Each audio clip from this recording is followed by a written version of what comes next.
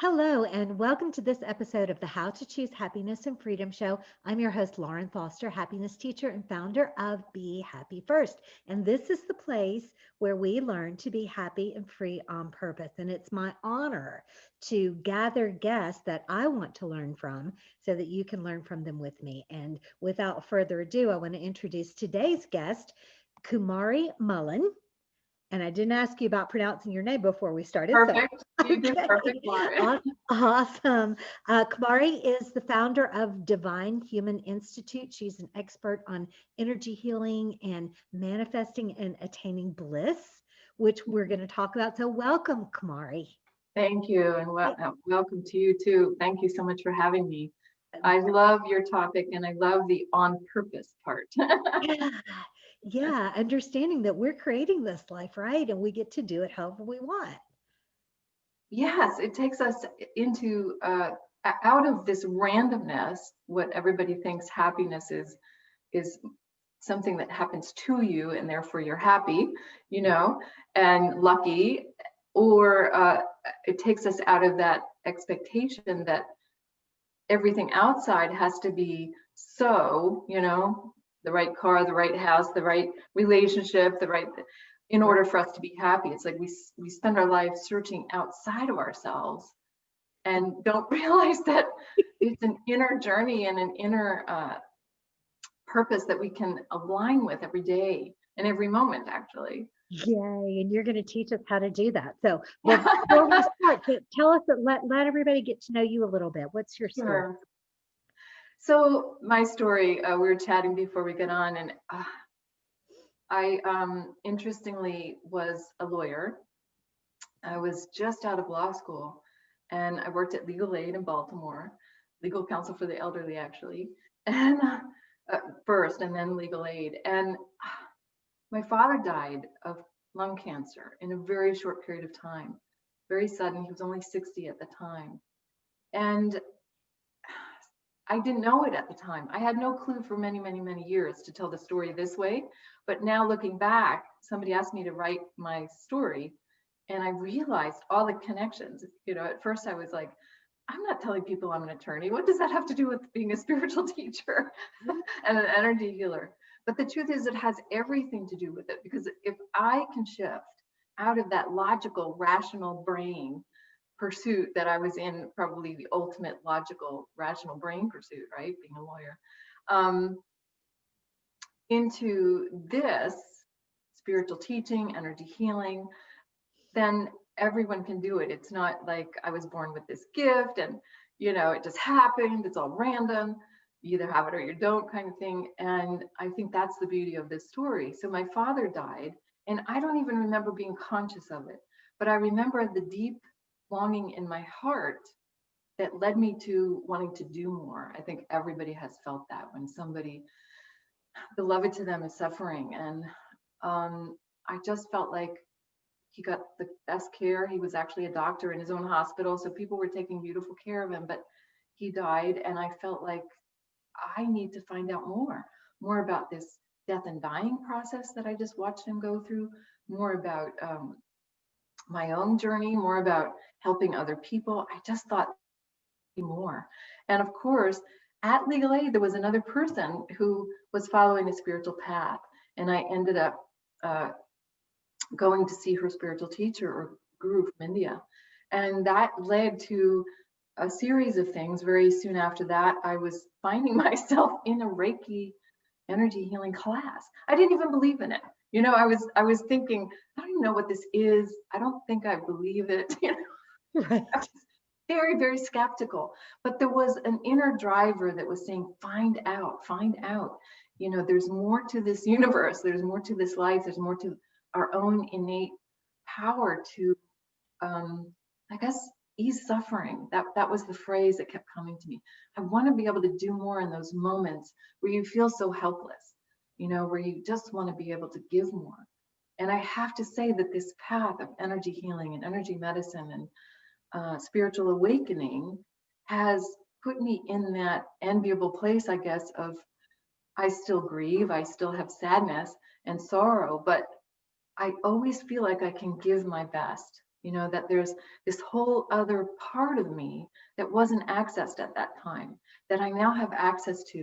And when I'm in that wholeness of self, then I know what to do.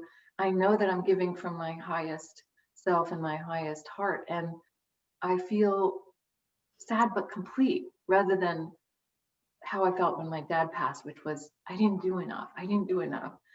So it wasn't my fault. I didn't have any of this knowledge then or ability, but it started my journey, and I didn't see that. One door closes and the other opens. So only looking back after probably a few decades, I went, oh my gosh, it was totally orchestrated. As much of our big awakening and healings are, right? They're orchestrated sometimes by very distinct and traumatic events. Not that that's the best way to awaken, but it's kind of the human experience, isn't it? It kind of is how things almost have to happen. And Yeah.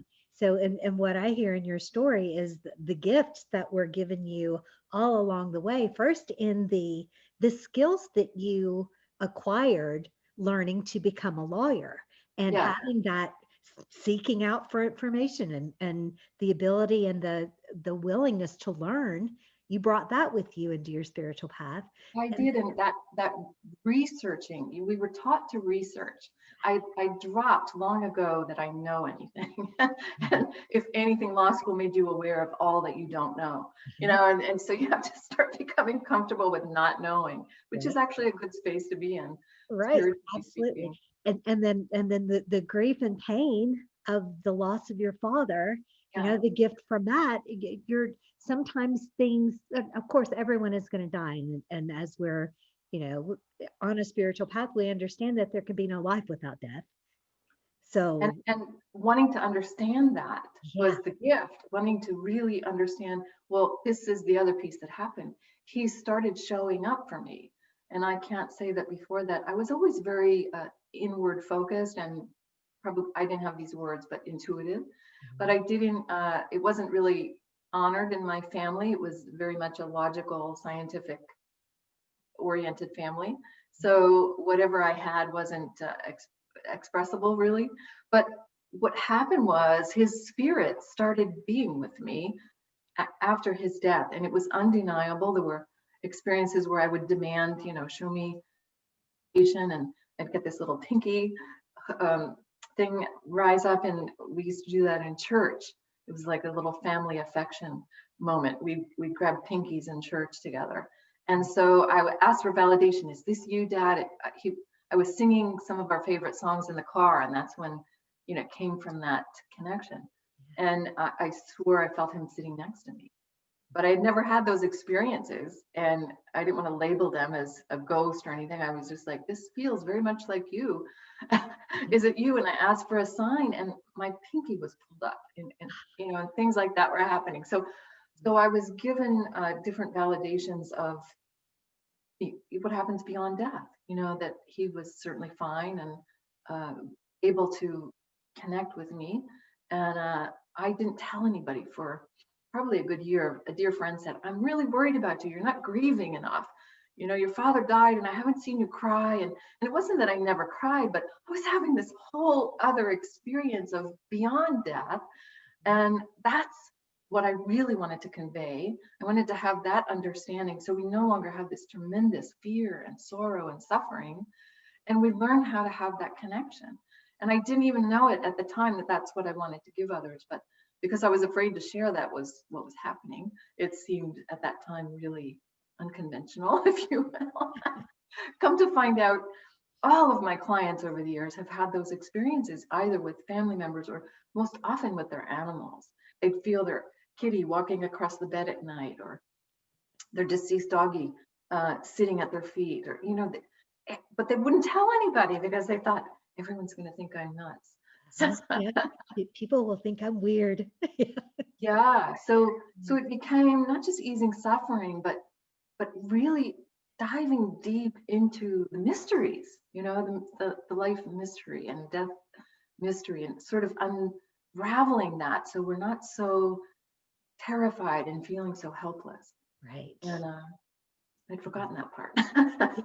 Yeah, we have forgotten that we are eternal, that this Yeah. human experience is just a blip on the radar of who we really are, you know? Yeah. Yeah, and just that knowing when you have, I mean, some people have that through their religious faith. You know, they have a knowing that they're eternal, that they're spirit. But I'll tell you, having the direct experience, there's nothing like the direct experience, because I was taught that as well. But you know, you still, it's a it's a belief that's out there, but it's not here. You know, and once you have that experience, and I've been able to share that experience with a lot of people, the deep grief goes. We still have the missing, you know, but that deep grief of I've lost this person and I don't know where they went, and it brings up all our fear of death, and so it's eased the path tremendously, that piece of it. And the bliss came a little bit later than that. Those were the initial sparks of awakening, and the veil, you know, thinning, the veil between what we call reality and the rest of the true reality, which is divine consciousness or universal awareness, all that is, source, God, you know, whatever labels we put on it. And bliss is that state of knowing that and being in that knowing. And it's not just one way of being or feeling. And that's what I used to think. I used to think it was a peak experience. Like I had one peak experience shortly after that with, they talk about in the mystical teachings of the East, they talk a lot about the transmission of a master or a guru, that you need a guru in order to awaken, you know, and there's a lot of truth in that. It really speeds up the journey. It really helps to have somebody who's already in a higher vibrational frequency than us, or higher consciousness. It's like anything you want to learn, you go to a master, you go to somebody who's an expert. So in the same way, that's true. But there was a strong teaching about the direct transmission from such a teacher of their state and awakening the Kundalini, you know, all those ideas of awakening that spiritual energy within us that lies dormant, but it's in all of us, not just some of us. It's not a gift. It's just not activated. Well, it is a gift, but we all have it. We just Yes, thank you. It's not a gift of the few, I should say. right, Yeah. right. It's a gift for everyone. Thank you. Okay, Yes. yeah. So let's back up and break that down a little bit, because Yeah. a lot of places where you know, a lot of our listeners will be Thank you. what? Bingo. Kundalini. Okay, so and this was my next question anyway. So what is bliss? What are you meaning when you say bliss in all So this? coming back to that, the classic awakening or classic Kundalini is the dormant spiritual energy that lies within us all. And so spiritual awakening in the Eastern tradition is called Kundalini awakening, Okay. same idea. And it's this awakening of sort of our lower self to our higher self, if you will. And many of those experiences are written about in all the ancient texts, you know, as mystical, right? Unexplainable to science at that time, but every religious tradition was describing that in their mystics. The mystics were having all the same experiences.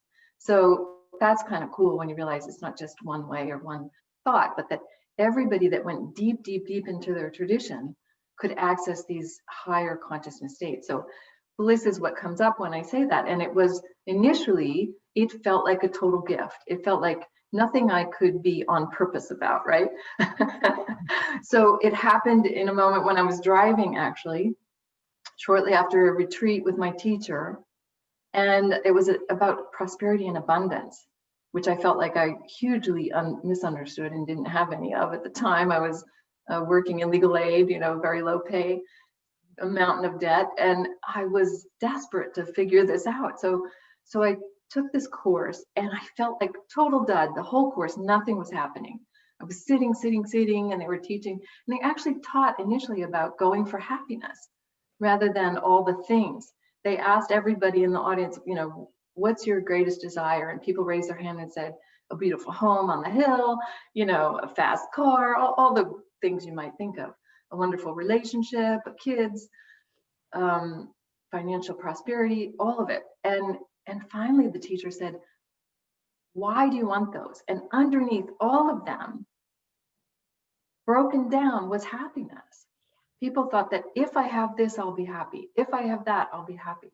And he started out the whole course, why don't you go straight for happiness directly and not put it outside?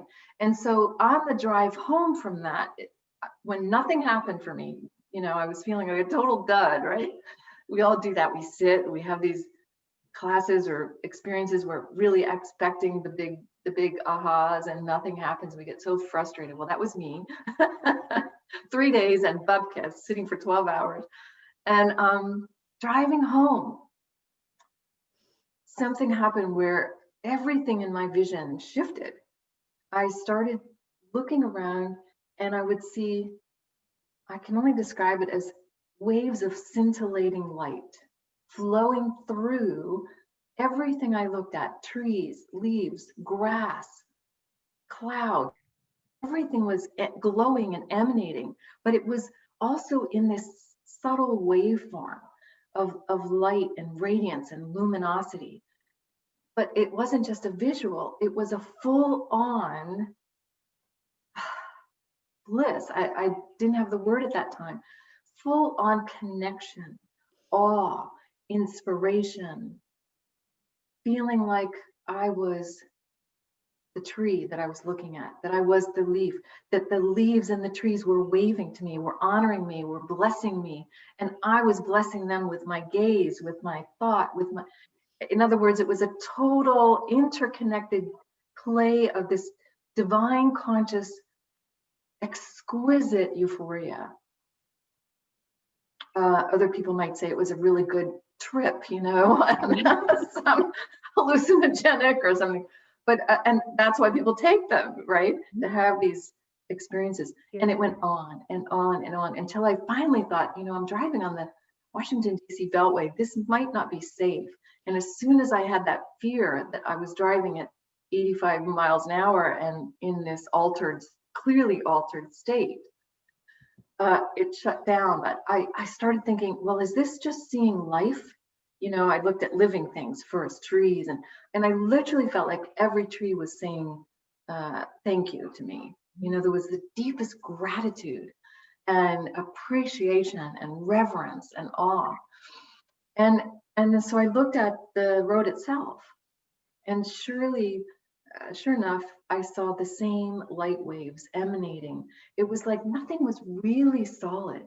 Everything was just this beautiful rendition, but it was alive. Everything was enlivened. And so that was going on for probably a good 30 minutes until I stopped it with my fear that I might be a danger to others. Oh, that's beautiful. And the truth in that is that everything is alive. Everything is infused with the energy, the divine energy of the world. Yeah. I once read from the quantum physics world where they're starting to measure all this at the subatomic level. We are all 99.999% energy in the form of light waves. And I went, holy crap, that's what I saw. That's what I felt. That's what I had the direct experience of that. And, you know, your life alters after an experience like this. Mhm. And I've had several. This was just the first one. First one. So several at that, but I also put it aside and thought, that's a gift. That's a peak experience. That's bliss, and nothing else is that. And until I'm in that state, I'm not where I need to be, you know. And I sort of, right? I sort of judged it as the experience and everything else lesser. So that's kind of what I wanted to talk about. Not that we should be in that space all the time, because I'm certainly not in that space. It's not a very functional space to be in, Right. you know, for operating computers and electronics and driving and sharp knives, cooking, and all the things that we would not want to be in that space for. But it was the inspiration to keep going through the dry spells, you know, through the times that I wasn't that, and to know that there's this whole other conscious experience that's possible, and that everything that the mystics talked about was attainable. And that to me that was the fire that was lit in me. It's kind of the honeymoon, you know, that you have this huge grand experience, Right. and then you get to work. So it keeps you going through the deeper work of it all. Okay, so and the very basis of Be Happy First is be happy first. Don't put your happiness as a condition on anything outside of you. Yeah. And so where does the practical work from after having this, your experience feels to me like an, oh, now I see that I'm a part of everything and everything is part of me and everything is eternal, and it does not matter what car I'm driving or what house I'm in or what's in my bank account, that my happiness doesn't ride on any of those things. So then how do you, after that experience, how do you begin to incorporate that feeling into your day to day? And Well, that's a perfect question. What was taught to me was that you must sit in meditation for hours and hours and hours a day, that you must practice mantras and chanting, you know, all the ancient techniques. And they serve me beautifully, don't get me wrong. I wouldn't give up my years and years and years and decades of that practice, because I know it instilled in me a centeredness, a groundedness, uh, a ground of beingness that is raising the platform of my vibration to have more and more of these bliss experiences. But it wasn't until I started doing certain energy alchemy techniques, I call them. I started studying energy healing, and in those spaces with people, I would enter into this amazing appreciation and happiness and gratitude and feeling of blessing people as they bless me. You know, their willingness to receive energy healing was a blessing to me, to be more fully me and to give what I now knew I could give. And their experience blessed me back, of them feeling better and having different experiences of health and well-being and clarity and wisdom and connectedness as well. So I think more and more I found methods that would put me in alignment with that experience of that higher state of bliss. And I didn't see that I could claim that I could teach it for a long time. I still felt like the perennial student, you know. But more and more, my clients were reporting that they were easily stepping into these really high level classical mystical experiences with some of the techniques I was sharing. And when that was happening consistently, I started saying, I can claim this, you know, not as a promise that every person every time is going to slip into this, but that these states are way more accessible than I once thought. And they're not gifts that you randomly receive from outside or from years and decades and lifetimes of practice. That helps. So what helps is many things, you know, as you probably teach, you know, that we can begin to alter our brain waves based on our practices, on our thoughts every day, on our choices, understanding that we're empowered to choose how we feel at any given moment. And that's the start of it, you know, the empowerment of choice, that what we think is action and reaction. You know, if things are going well, then I'm happy and I have to make everything go well. So we get into total controlling, right? We try to control everything. And we know how that works. right. And, you know, that puts us in a contraction, you know, rather than an experience of accepting and allowing and flowing, which is more of the state that is more likely to produce happiness, joy, bliss, peace, you know, the higher states. So there are many, many practices that I now have. I decided at one point to put them all together into a retreat, the ones where most of my clients were reaching those higher states pretty regularly. And so there are techniques, energy tools, if you will. I like to call it alchemy, because alchemy is that old word of trying to change a base metal to gold, you know. But the alchemists were actually quite spiritual. They were trying to understand the true nature of all matter and all reality and how we impact that. And so their study went way beyond just trying to make money out of a piece of lead, you know.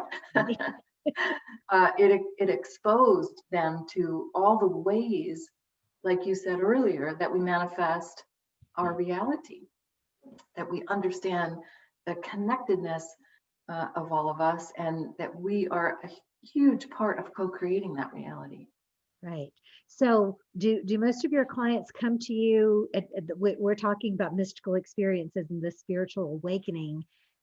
Do people come to you already knowing that that's what they want, or do people come to you I for? don't think so. I think some of them, the first Bliss retreat I taught, I asked people, how many people have had a Bliss experience, you know, who would even claim it?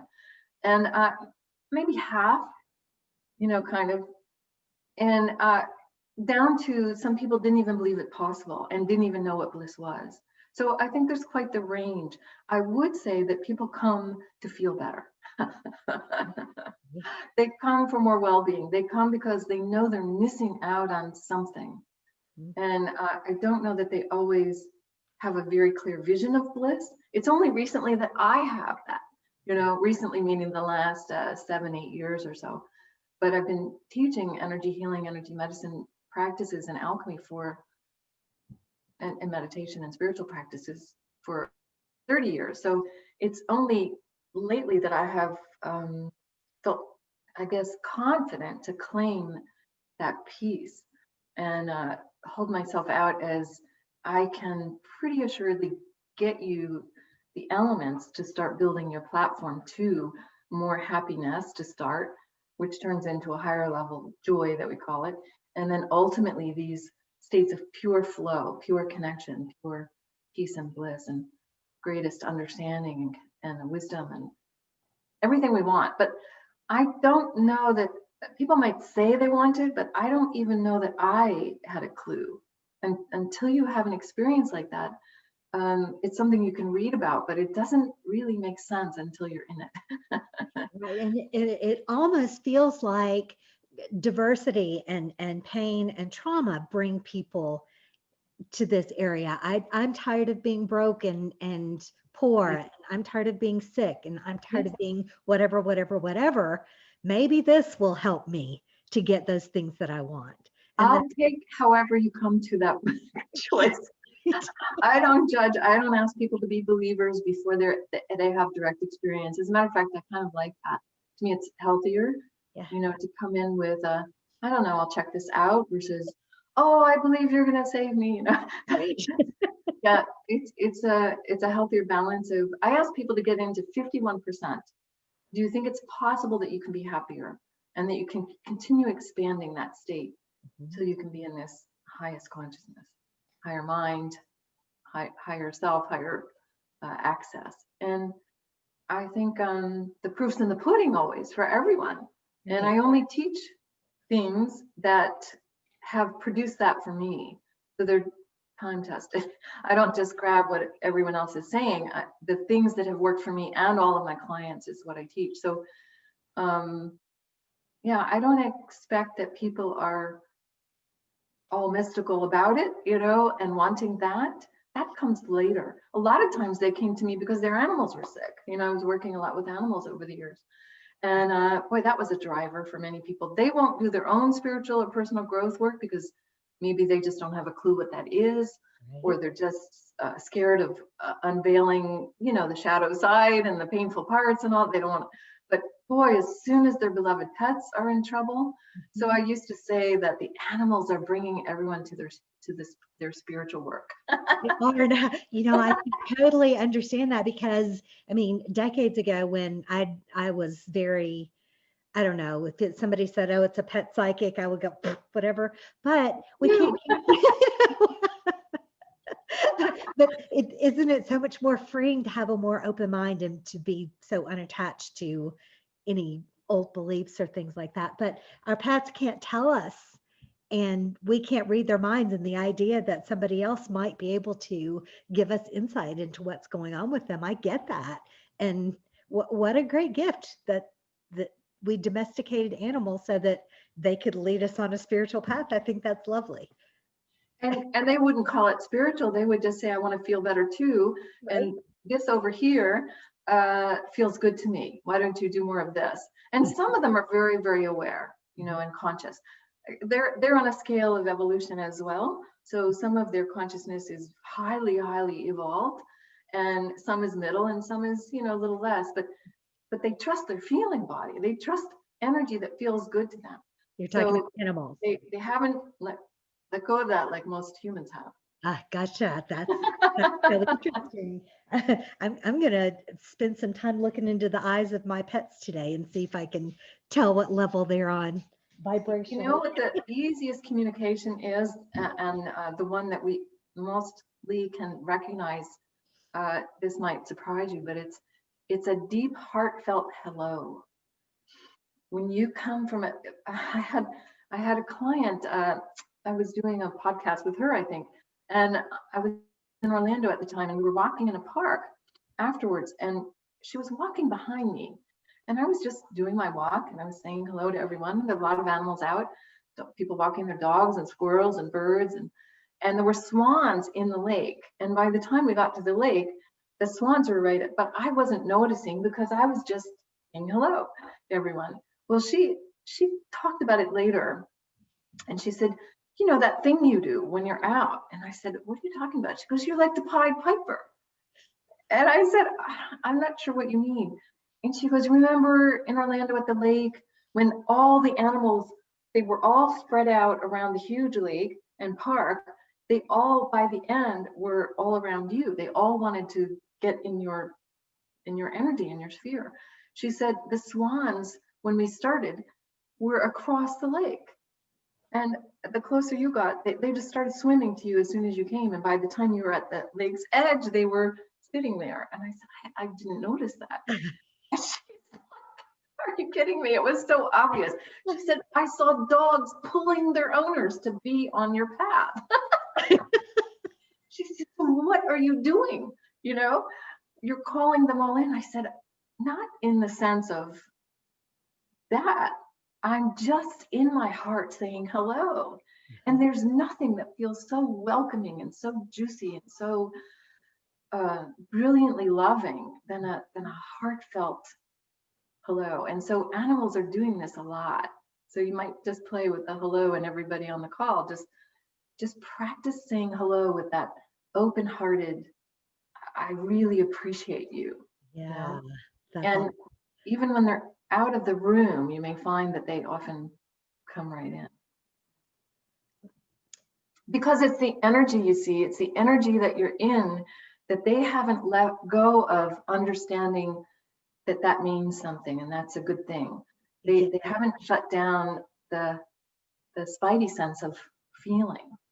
I don't want to get off into a complete dissertation about all the pet activity around. No. But I have noticed that I'll in the morning I haven't seen one of the cats. I wonder where you are, and within a minute they show up. It's like, here I am, Mom. They're like they know. They are very tuned into us. We may not be tuned into them, but they do tune into us. Right. And so coming back to the happiness and bliss, people, they think that I'm doing something unique that's making their animal that is so afraid of everyone else. And I said, it's my energy field. It's not that they like me as a person. They don't know Kumari as a person. Right. They're not favoring me. They just feel safe. This energy of being in our heart and feeling happy on up the scale to joy and bliss, that feels really good, really safe, really like, I can relax in this. Yeah. So it has an imprint, if you will, that ripples out into our universe. So, and animals can still feel that. People can too when they tune in, but they a lot of times aren't tuned in. Yeah, a lot of us are not paying attention. Okay, so as I was looking at your website and researching and things, there are different facets of your work. So you're doing energy healing. Let's talk about that a little bit. So for years, it was my dad's death that was very much inspiring me to find out more about easing suffering and learning to heal, learning that there were energy healers around. And that fascinated me.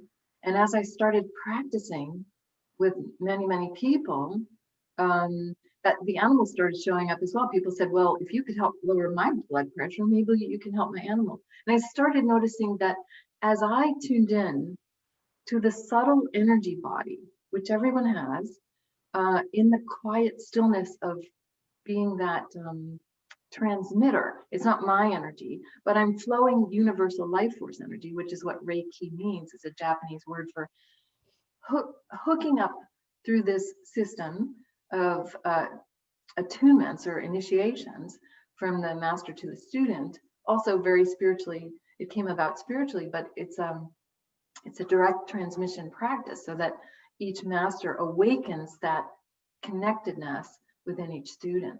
It exists, but we need the hookup, kind of like the electrician. I don't know how electricity works at all, but Right. I know that when I push a button, it works because an electrician who didn't know how to hook up the wires came to the house at one point and hooked us up to the main generator. That's And a that's great analogy. I love right. it. And Yeah. that's all I really understand. That there are ways to get hooked up, and Reiki was a beautiful direct hookup to universal life force. So as I'm immersing in that for years and decades, I'm starting to become more sensitive to subtle energy. And I noticed that many things that were blocking our subtle energy pathways, that seem to be in the way of well-being, that seem to be causing the disease processes, were unexpressed emotions. And so much of the work became focused on helping people to healthfully and appropriately express feelings that have been maybe too uncomfortable or a long time of piling up, and to start do that work. And I found that if I didn't teach that, I wasn't able to accelerate people's empowerment to heal themselves. And I was always about people healing themselves, not keep coming to me as the healer. So I never loved the role of the healer, even though it's a beautiful way to help people. I always wanted them, which Reiki was amazing. I had to become a Reiki master to teach, because I thought that's why I'm here. I want to empower everybody that what I'm doing, I wasn't doing. I was a lawyer, remember? If I can do this, so can you. And that to me was the great teaching. That was the huge empowerment, that it's not just this special thing that God gave me, even though, yes, I've awakened one of my divine gifts, if you will, but there are pathways to follow that everybody can follow and have that awakening as well, and start activating those healing channels. So that to me was the great news, That we Uh, can all be our own healers, and you can teach us how. yes. And so in the path of healing, of course, becomes how do we, instead of constantly diving into our pain body and our stuck emotions and all of the old story, I started noticing maybe, I don't know, 15 years in, that it became really important to learn how to reset our alignment, which is the work more and more you're doing, is the reset, I would call it. Maybe more than release, which has a lot of emotional, you end up re-experiencing your emotions sometimes in certain ways of people are teaching release work. I wanted to shortcut, to the reset. If we just spend more time resetting, which meditation does, that's a reset to that inner stillness. Reiki is a beautiful reset, and many of the other alchemy and energy healing tools I share help you to align with the happy, peace, joy, present, grounded inner stillness that is within us all more directly, and not have to go through all the pain body and the painful moments. And so more and more, which is why I designed the Bliss Retreat, ultimately was to get away from the whole digging into past, digging into painful emotions, and to give people the direct experience of the reset. How do we consciously command and call forth these energetic states of the higher states that we all want? More happiness, more peace, more fulfillment, more flow. And so the reset is where I'm mostly focusing now. And there's release involved. We have to know how to let go, especially now, oh my gosh, with what's happening in our in our world with pandemics and politics, oh my, you know, Right. um, we do need to learn how to let go of other people's energies, because we're all impacted by the collective. But more and more, I want to focus on how do we reset to our highest joy daily, regularly, minute to minute, you know, and those are the things that I am now putting more emphasis on. So it's been a journey for me as well, what I focus on, but they all opened up for me within the context of the aftermath of my father's death and my journey to want to understand how to ease suffering and understand life and death and everything in between. So Yeah. it all kind of, to me, it was all the same. And I understand people brand it in a very distinct way. But when I finally put my newer website together, Heal, Manifest, Awaken, to me, they were all part of the same processes. They weren't really separate. One bled into the other beautifully. And I didn't understand why somebody wanted to claim, well, I'm a medium over here and I can connect to spirit, but over here is manifesting. And because to me, in the states that I was in, they were all happening. They were all part of the package, that we awaken one piece and the rest is actually connected to those higher states. Right. Healing happens naturally when you're in a high state of joy.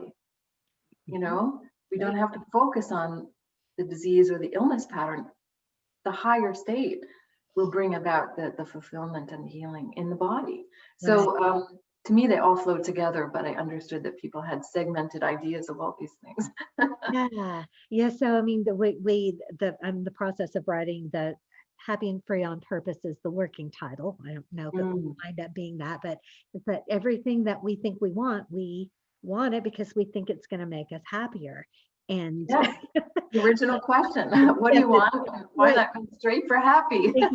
Exactly, which is the way that you open this interview, which I wrote my intention that this was going to be amazing, and it has been. It's just awesome. And so you talked about your Bliss Retreats. Are those ongoing? Do you have another coming up in the future that we can? I do actually. The next one will be March, the final weekend in March. I think it's the 27th and 28th. I just rescheduled that, so you're the first to know. Okay. And will they be in person or will they be virtual still? This time it will be virtual. I moved it to virtual given that I've been teaching via phone for years and online for years, and I love in person, don't get me wrong, but for a while I was teaching everything mixed, virtual and in person, and so it's not a huge shift to go virtual. And I started noticing that I was able to do the direct transmission parts of the part where I'm really downloading that space directly in an initiatory form of the Yeshua and the Magdalene energies, and that's a whole other topic, but that's part of the Bliss Retreat. But I was doing that over the phone anyway, without video, so actually the video platform gives me a feeling of, I just taught Reiki for the first time virtually, which I never thought I would be doing because I love in person. But the truth is energy, and it has no limits. And I could feel people over the phone for years without even a visual and tap into their energy body. So I've been doing it forever, and it's just, I hope to do live again someday when it feels more accessible and safe. Great. But right now, I'm finding that this is the way to go. So yes. And that was one of the gifts of us shifting the way that we do things is you can reach more people. Yes. If they don't have to travel to you, Yeah. so that they can be anywhere in the world. And we know that, of course, energy is limitless. So Yeah. it's nice for us to be in the same room together, and we will again, but we also won't let go of the new ways of teaching where, we have a broader reach and we can help more people. I love that. I love it too. And it's sort of demanding that we shift our belief system about the limits of our consciousness and our physical realities. Right. It kind of puts us up against that a little bit. Yeah. So I had a grieving process for myself when I canceled the retreat last year. And, there's a sense of loss in wanting to gather, but I've been doing this forever, and I can tell you the energies are just as powerful and high, and I trust that because it's been happening for years, and I'm getting the comments for years. So Right. yeah. Awesome. Okay. And you also have a free gift for us. Tell us what that is and um, how to get it. It's on your website. Yeah. So this is an activation. I call it an activation because it is not just a guided meditation. It is a energy transmission, if you will, and it's an activation of an aspect of the heart chakra, the feeling body on steroids, which we're calling the higher heart chakra. And so this higher heart chakra activation works with opening the higher chakras and that channel so that we can expand our ability to receive the higher consciousness energies more easily, the expanded bandwidth of light and love that is streaming right now very powerfully, but we're not always in a position to receive it. So this sets up a very conscious pathway and activation to help easily attune to those energies.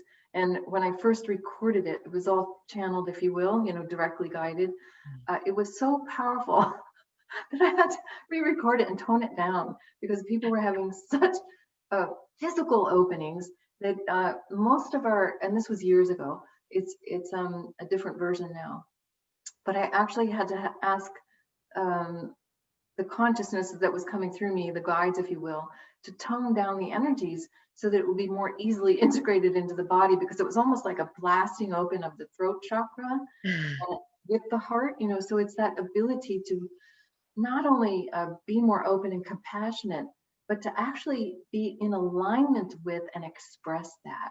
And I would say that's what's up for our world right now is, the wisdom seekers, all of us who need to be more heard and seen and expressing our truth, which, a lot of us have been very quiet. Yeah. And I'm the world totally needs going us. to do that. Sorry? Yeah. The world needs us to speak from that great compassion and the higher wisdom and truth. So that's what was kind of getting opened up, and it was very dramatic. And I said, maybe we could tone that down a notch, and it came in much softer. Still powerful, but softer. I can't wait to check that out. I'm going to do that this very day. It's KumariMullin.com. Kumari Healing. KumariHealing.com. KumariHealing.com. Kumari Healing. Yeah. Wherever you're listening to or watching this podcast, you can check the show notes and I'll give you a link directly to there. And it's all over the website. So just look for it and download it and get to know Kumari better, and maybe look into a Bliss Retreat in March, which could be absolutely amazing. And I'm going to look into that too. Anything you want to add before we wrap things? We could talk all day, and we'll do this again. Do you want to do a little bliss practice? Do you want to have an experience? Yeah. For that? Okay. Sure. How long will it take?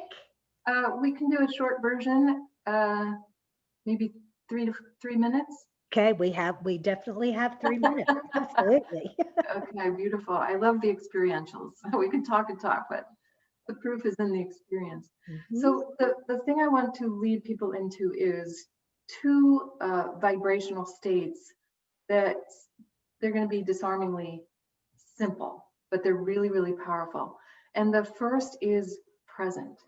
We're going to connect with the frequency and vibration of present, because part of the reason we're not feeling this higher level of happiness, joy, and finally bliss state is we're not in present time. We're thinking about the past and we're worrying about the future, and we're all over the map, and our energies are very scattery. So let's, we will connect to present and then happy, and I'll guide you through that. And this isn't just a thinking experience. The power of this is realizing that at any given moment, you can connect to the vibrational frequency, the energy imprint, and consciously choose to align to that frequency within your being. So we'll start with calling all parts of yourself to present. Just take a few deep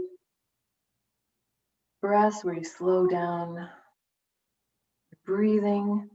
You bring your focus inward. And it's like a mini soul retrieval. Call all parts of yourself spiritually, mentally, emotionally, physically present. Right here, right now. You may feel a sense of being collected up, feeling more contained, more centered, as your energies are starting to organize into present time. With each breath, I am more and more present.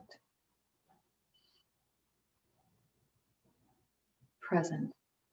So we're going beyond the thought of present into the feeling. The thought is electrical, the feeling becomes magnetic.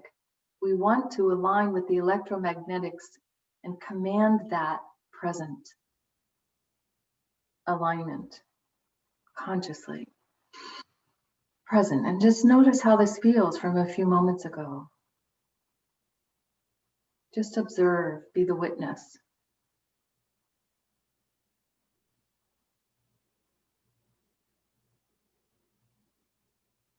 And next, we're going to connect to the frequency and vibration, the energetic imprint, if you will, of happy. We're using a stepping stone to joy and bliss because we want to give a platform to step into it. So let's start with happy. We all have a sense of what that feels like. Call in the vibration and the frequency of happy.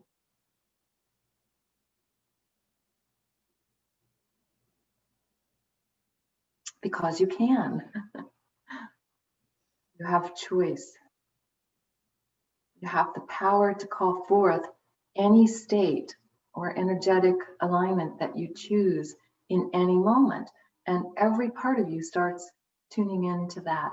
All sorts of things happen in the brain, in your biochemical body. Happy. Just bring your focus back if it wanders. And happy might be hard for some of you. So think of a time, an experience where you were happy. Might have been on the beach, sunset, holding a baby or a puppy. Just conjure up an actual time until you can feel how you felt. So you start to entrain yourself to the feeling of the memory of happy if you can't get there so easily and present. Happy. With each breath, I'm feeling more and more happy. And breathe. All parts of my being are starting to align and connect with happy, right down to the cellular level.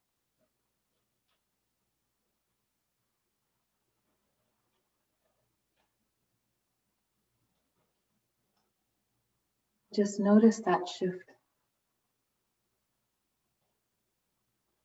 With each breath, I am happier and happier.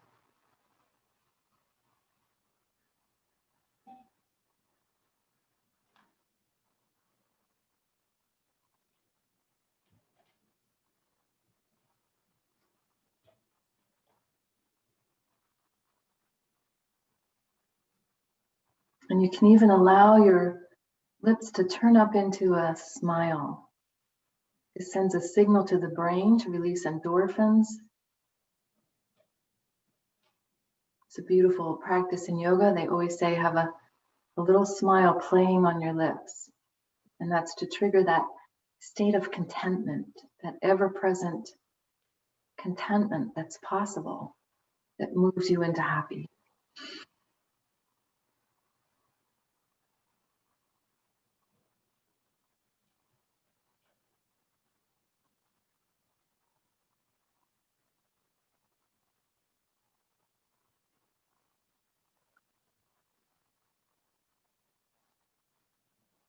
And you can gently come back to opening your eyes, coming into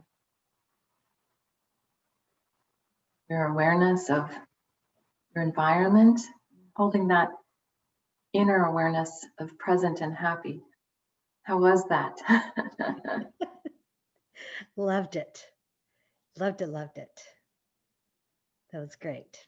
The mind wants to fight that, well, if it was so easy, I could just do it. But the words and the choice of saying, I call forth the connection to the vibration of, it's very, very commanding that we are in charge of our radio station tuner.